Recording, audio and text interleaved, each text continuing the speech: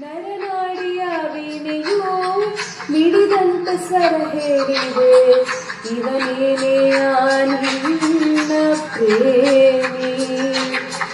ಆ ಪ್ರೀತಿ ಮಳೆ ಬೀಳಲು ನೂರಾಸೆ ಹೂವಾಗಿದೆ, ನವ ಚೈತ್ರ ಕಂಡಂತ ಭೂಮಿ.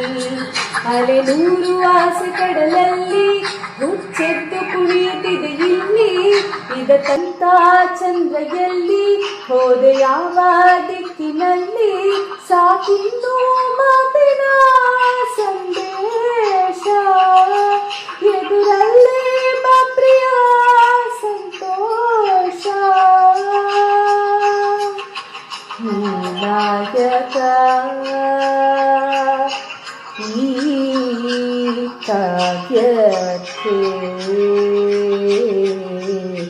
ಆ ಬ್ರಹ್ಮನು ತಂದ ಬಂಧಕ್ಕೆ.